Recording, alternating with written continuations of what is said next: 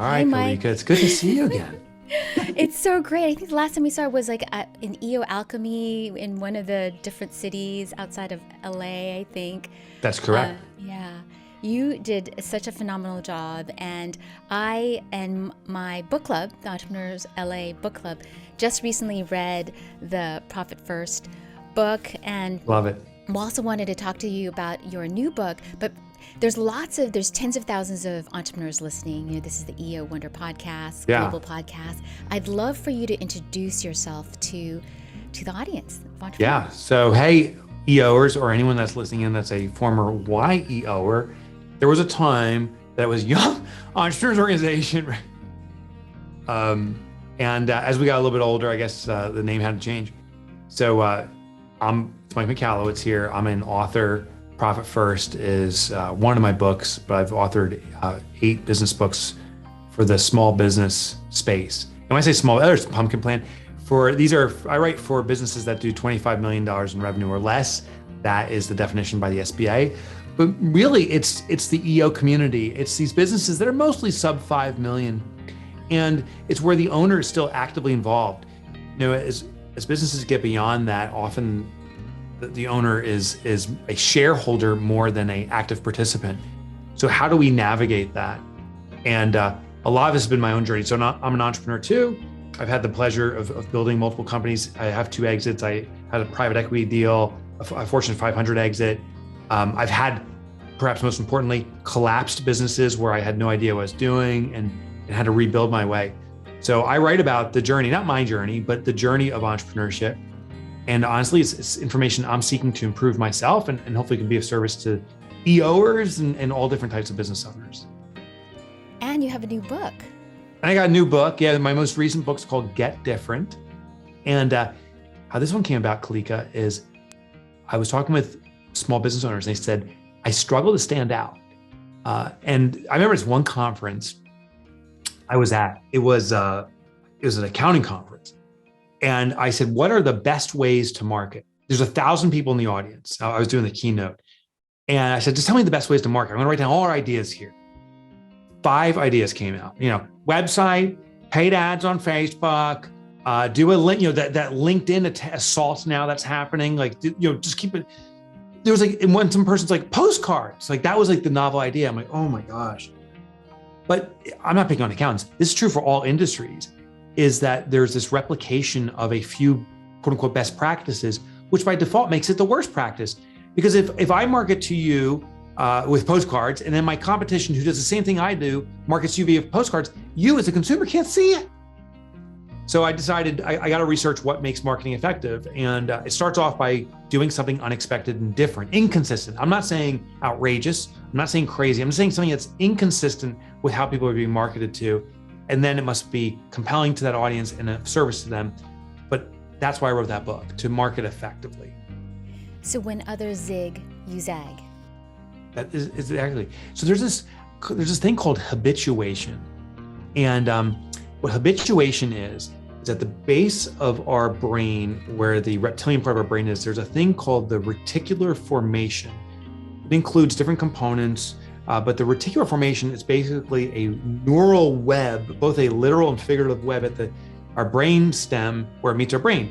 And as inputs come in, sight, hearing, sound, as we're talking, it's all hitting the reticular formation, and the reticular formation is doing something very interesting.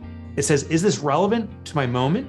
And I'll pass it through to the amygdala, the prefrontal cortex, different parts of our brain, or is it irrelevant?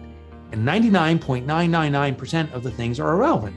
Right now, you're not looking around your desk and saying, what's this phone doing here, and how's a phone work? And What's this mushroom chocolate I have yeah, here? what is that? It's there. It could draw your attention, but for us to listen and acknowledge and hear each other and perhaps gain benefit, survival, we have to be engaged until we're not. And I've been on these webinars. Hopefully it's not happening now, but somebody could be listening in, just tune out and start focusing on something different, because that's how our brain works. Well, the concept of habituation is the reticular formation says, if I heard the stimuli before and I deemed it irrelevant before, I will ignore it forevermore. The classic example in marketing is that email that starts off with the words, "Hey friend." the first time I got a Hey Friend email, I was like, oh my God, who is this friend that I don't even know? Like, they're so friendly. They don't even use my first name. Who is this? I start reading it and it's this cheesy, lame marketing. Well, my reticular formation became habituated, and it said, anytime you see a Hey Friend email, it's irrelevant. I've perhaps have received hundreds or thousands of those emails since, and I've ignored every single one. That's habituation. If you market the same way as your competitors market, you are hitting the habituation barrier. It is almost impossible to get past that. The only way to get through is introduce something unexpected and different. Reticular formation opens up, hits the amygdala, hits the prefrontal cortex, our brain illuminates and evaluates, what is this? Now that all happens, by the way, in about 1/10 of a second. I call it the blink test. About as fast as you can blink, the brain lights up and says, should I consider this information and evaluate it further? Is it of service to me or is it a threat? But you'll never even get to that level. You'll be the mushroom tea if you simply do what everyone else is doing. So what are some great suggestions for people to get noticed, attract the right customers to them? Yeah, so the first thing you do is be very clear on who the target customer is. And I know that's blatantly obvious, but there's a saying from Stephen Covey, to know and to not do is to not know. I think a lot of us are aware we should know who our ideal customer is, but are we really executing on knowing that community? Once we do, then evaluate how are they currently being marketed to. And if you don't know how they're being marketed to, just get into their purview, just get into be a subscriber to some of their vendors and you'll get marketed to in the same way. You want to see what your competition is doing to market there. Get that list of 5 like the accountants had. Is it Facebook ads and so forth? Then you can choose to change up the medium or the method. We'll start off with the method first. The method is where you use the same platform. Everyone's doing it on Facebook. I'll use Facebook too, but you introduce something that no one else is doing. So if everyone else is running video ads, be the first one to just run a text ad and see if it works. Now, I invite you to do this as an experiment because we don't know if it's going to work, but we must disrupt that pattern to get past the reticular formation. Here's an example. I changed up the method on a common medium that authors use. I'm an author guy, and I noticed my competition all sends out emails, black and white text. I said, okay, I'm going to use that same medium. I'm also going to use email, but instead of doing black and white text, white background with black text, I'm going to change the text to white. And I said, well, hold on. If I change the text to white, which no one does, it's going to be white text on a white background. It's invisible. That will never work. And I said, oh my God, what if I send out an invisible ink email? So I sent out, when I was launching my book, Get Different, it said, the subject line in black text said, this is the first ever invisible ink email. Then the very first line says, simply click and drag below to reveal the message. And everything else was in white text. And when you click and drag with your mouse, it illuminates it. That's different. And I suspect if you've never received an invisible ink email, and chances are you haven't because it's uncommon, it's different, that it engages you. It's like, what is this? It's a curiosity factor. I have your attention guaranteed for 1/10 of a second. Now what I need to do is it needs to be attractive. You use those words. It needs to compel the audience. For our interview, I could dress like Bozo the Clown. Like, this video would be so different for the EO community. How often does Bozo get interviewed? That's different, but is it attractive? And it may not be. Many people may be repulsed by it. Why is there a guy acting like a clown on here? So that's why I'm saying this is not about being outrageous or offensive. It's just doing something that disrupts expectation, therefore we engage with it, and then has a reason to stay. So I employed curiosity. Who doesn't want to click and reveal and see what's below? And so people would do it, and then in that message it said, this is the first ever invisible ink email. I've written a new book about how to garner attention, like you're paying attention right now, and how you can do it for your business. If you want to learn how to do this, you can get your copy of this book on Amazon. And then there was a call to action. So look at what your competition is doing, and then try to do something opposite in the method. But the other way is to change up the medium. So if everyone's doing Facebook ads, don't do Facebook ads. Why don't you be the first one to do a direct mail campaign, or maybe to run billboards, or to use those radio spots? But do something that disrupts the pattern, and your customer or your prospect is more likely to see it by tenfold. Why don't people do more? EO Well, people it's scary right? it's freaking scary as hell. My God, like, we all know we got to be different, but we all know if you're different, you're going to get ridiculed. It's embarrassing. People pick on you, make fun of you. It could ruin you. And there's this figurative devil and angel on our shoulder. The devil, which spits fire, it's like, you say, hey, I'm going to do different because I need to be noticed. That's the angel talking. Like, you have to stand out. The world needs what you have to offer. You're better than the competition. Market, be noticeable. Then the devil goes, you'll be ridiculed. You're going to embarrass yourself. You're not worthy of this. My God, are people going to laugh at you? And we're like, no, I can't do this. This ties back to the cave dweller days when our predecessors were cave dwellers. If you or I did something different than the tribe, it meant certain death. It literally did. If you and the tribe were like, hey, let's go hunt for a woolly mammoth or whatever the animal. And I'm like, no, Kalika, I want to go for a saber-toothed tiger. That's what I want to do. Let's go. The whole tribe says, you can't trust Mike. He's not following. We have to work collectively in order to take down this woolly mammoth. And he's leaving us. Screw him. Don't trust him. And you reject me, which meant certain death. No one can live on their own, and we still can't. We depend on supermarkets and stuff. We depend on others to supply for us to survive. It's, try to live out in the wilderness for 30, 40 days on your own and see how you do. Pretty much no one can do it. So we have this devil, which is really saying, if you stand out, you will be rejected. And if you're rejected, we're going to die. So don't do it because you're going to die. Here's the thing. We need to overcome that by realizing that being different in a marketing sense is the greatest way to serve others. It won't kill you. Yeah, maybe some people will laugh at you or say, I'm not going to do business with you because I don't like your style. But countless others are going to discover you and say, finally, I found someone that stands out from this crowd. So that's why we don't do it. We're afraid, but there's a reason we have to do it because it's the greatest way to be of service. So we just push ourselves? Yeah, you push yourself through experiments. Yeah, push yourself is really easy to say until you actually do it. Like, oh, you want to start working out? Push yourself. Go to the gym. Start pushing. Do more reps. Run further, Kalika. It's easily said, but when you do it, it's painful. So what I teach in Get Different is don't do marketing plans because the word plan means commitment. It means, okay, I'm all in on this. And there are learning lessons that go along with trying anything new. Things won't work out the way we expected, possibly, usually. So instead of doing marketing plans, start with marketing experiments that turn into plans.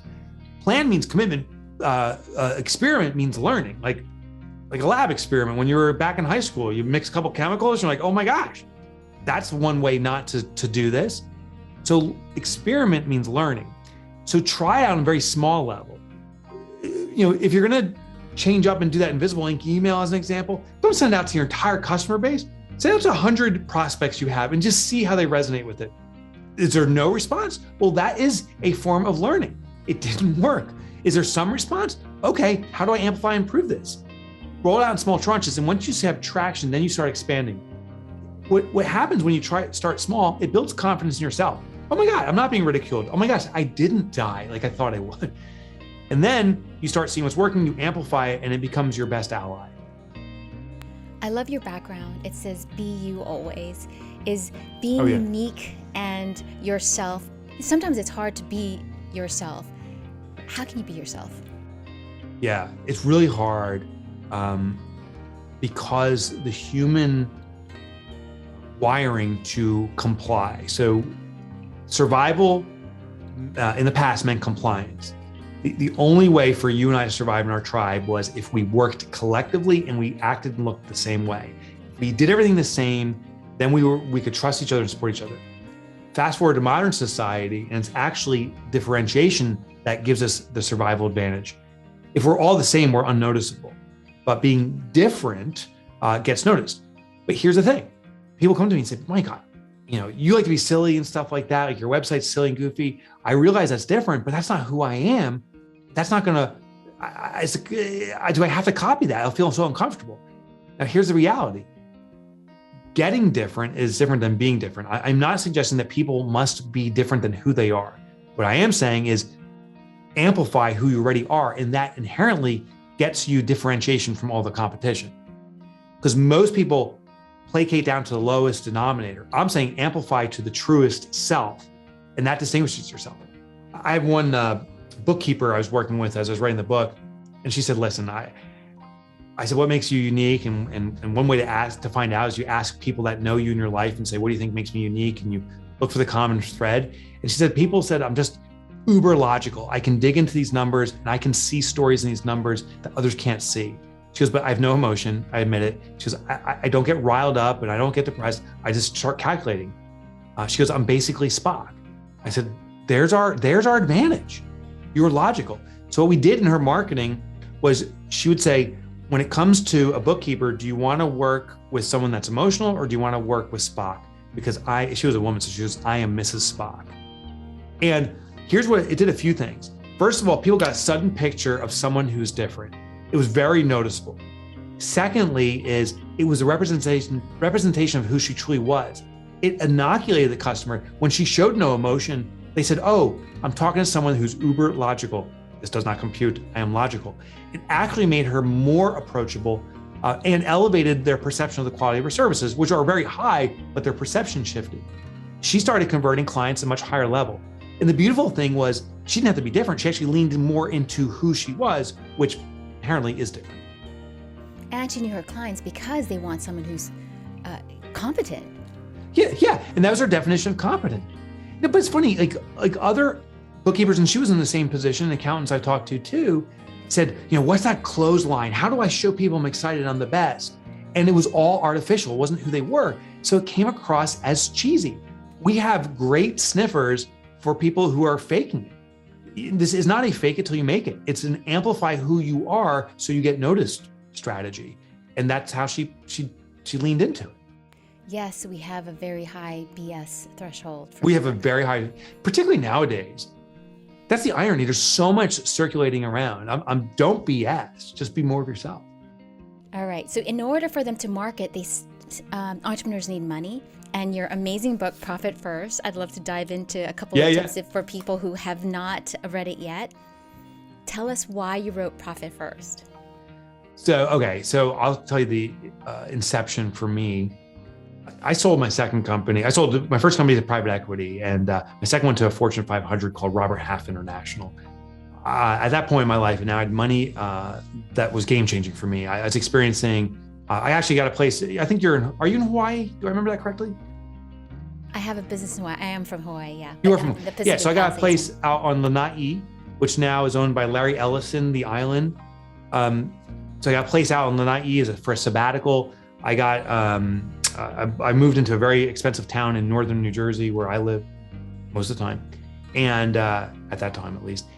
And what I did was I was like, oh, I got this formula figured out. So I'm going to start building more businesses. I'm going to be an angel investor and just start all these businesses simultaneously. Well, admittedly, in retrospect, I had no clue what I was doing. I was a calamity. I was not helping these businesses. In fact, I made them worse. And desperation kicked in, like, oh my gosh, I'm losing money. I remember seeing my bank account dwindling so fast. And while logically, all my money was going away and I was losing my stuff, emotionally, I couldn't accept it. And then one day, the day came where my accountant called me and said, you're done. Like, he goes, you can't sustain this. You should declare bankruptcy because you can't afford your taxes. It was a wake-up call. I had to confront my family. I had 3 children, my wife, and tell them we're done. And it's all my fault. And I was sobbing and embarrassed. Ashamed. That day, I'll never forget, it was February 14th, 2008, Valentine's Day, nonetheless. That day became a transformative moment for me that I didn't understand some of the fundamentals of entrepreneurship. I thought I did. My fat ego was like, I'm so smart. I knew nothing. And it wasn't like I woke up the next morning, by the way, and said, I'm going to figure this out. I went through depression for 2 years. I started drinking, boozing hard. But it did start bringing clarity. And within 2 years, I said, okay, I know my life's purpose here. It's to fix everything around the entrepreneurial journey for myself. And if I can, serve others in the process, writing books. One of the fundamental things is I noticed that when I was building my businesses, even the quote unquote successful ones, they were never profitable. I made money because I sold them. Thank God someone wanted something and saw value in them to them and gave me money as a result. But they were not sustainable if I kept doing what I was doing. So I reinvestigated profit. And the transforming moment for me when it came to profitability was there was a statistic that came out from the SBA and US Bank. They ran a study. They identified that of the 300 million small businesses, this is the EO businesses in the world, businesses that do $25 million in revenue or less, out of 300 million, 83% are in cash crisis. 83% can't sustain. And I'm like, this makes no sense, Kalika. You and I and we start our businesses in part for financial freedom. But of all the things we don't get, it's financial freedom. That's the most common. We wanted to make money where we didn't have to worry about a lifestyle where we didn't have to worry about bills, but we're making no money and all we do is worry about bills. Like, what's wrong with us? And I kept on saying, what's wrong? And I was looking at the formula, like if we take our sales and subtract expenses, there's profit. Why isn't there profit? And then it clicked. I was like, holy crap. Profit is the bottom line. It's the year end. Everything tells us profit comes last. And while it makes logical sense, it doesn't make behavioral sense. When something comes last, it means it's not important. It can wait forever. It's the manana syndrome. So I flipped the formula. I said, what if I have sales and I immediately subtract my profit, and then what's left over is what I have to run my business? It's the pay yourself first principle applied to business. And I started that 15 years ago for myself. It's transformed my life. And now we have, well over 600,000 businesses that have implemented it globally. And I've had the blessing to do EO tours throughout the globe talking about it and serving many other communities too. But that's the foundational element. Take your profit first. And then your business will tell you what's truly available to operate with. I'd also love for you to share what your daughter did on Valentine's Day. It's like the Oprah moment. I'm probably gonna start crying. So back to February 14th, 2008, I get a call in the morning from my accountant. He's like, Mike, you've built these businesses. You've been so successful. I never in my life thought I'd be telling you this. It's my professional recommendation that you immediately declare bankruptcy because there's nothing left and you can't pay your tax bill. I asked Keith, my accountant, I said, what if I just don't pay my tax bill? He's like, oh, you'll go to jail.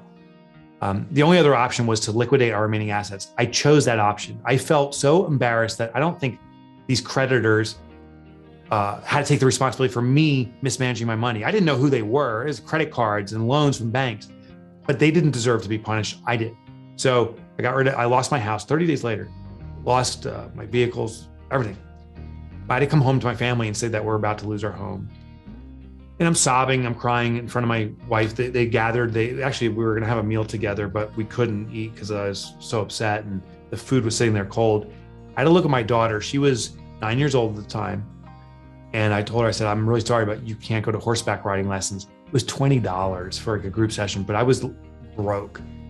And I remember she stood up and just started, she was crying. She ran away. I was like, God, my own daughter can't stand me. I was so pissed at myself. The thing was, my daughter wasn't running away from me. She was running to her bedroom to grab her piggy bank, and she ran back down. She put on the table. She went, Daddy, since you can no longer provide for our family, I'll be the one who does it. And I still feel so ashamed that I put her in that moment. I feel proud of her that she felt compelled to serve the family. But that became a defining moment for how destructive my irresponsibility was around finances, that I had this complete ignorance, thinking I was so smart, such a great entrepreneur, but I sucked. And that woke me up to ultimately discovering profit first. It was just such an extraordinary moment. I imagine myself there with you and with your family, and I would love to. I know we only have a couple minutes because you have to go, but you have this wonderful analogy about toothpaste. Yeah. So, and thanks for asking about or mentioning that, because I think when I share profit first, and I've been very blessed to speak on some of the biggest stages entrepreneurial space on the subject. This is a favorite, if you will. The concept is around Parkinson's law. So the quick history lesson is Parkinson's a theorist from the 1950s studying human behavior and notices something interesting. As a resource expands its availability, we consume more. So the more time it takes that I give myself to write a proposal for you, Kalika, if I give myself a week to write the proposal, it'll take me a full week. But he also knows that as the supply of the resource is reduced, if I give myself a day to get a proposal done, I'll consume less. I'll probably get it done in a day. Well, the research went beyond just the use of time as a resource, but all things like money. But my favorite analogy is toothpaste, because we can all relate to this. You ever notice when you're ready to brush your teeth, maybe it'll happen tonight, and you pull out the toothbrush and the toothpaste tube. If that's a brand new tube, we put this long bead on there. If we turn the faucet, I travel a lot, I turn the faucet on, the water knocks the toothpaste into the sink. It's like, who cares? COVID, man, I'm not touching that. I will put a new bead of toothpaste on. But in a scenario where, and it happens occasionally, I forget a new tube, it's like empty, it looks like a prune, it's all shriveled up. My behavior will radically shift. I'll twist and turn, I'll squeeze out as much as I can. And even just one little droplet on one bristle hair is adequate for me to brush my teeth. And the lesson here is this: a new tube of toothpaste lasts maybe a month, but an empty tube of toothpaste miraculously can last many weeks, maybe even a month. Our behavior matches the supply. Now, when I'm doing this on stage, I act out the whole scene. I talk about the turtle head of toothpaste. When the little turtle head of toothpaste comes up as you're double gripping down, it's like, hey, you looking for me? Like, I really ham it up.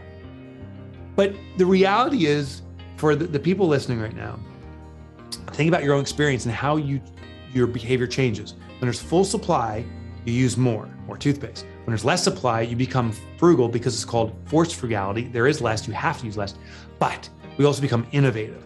We find ways to keep extracting toothpaste. It's a miracle how you can keep getting toothpaste out of an empty tube of toothpaste. It looks like it's empty, but you squeeze out more yet again.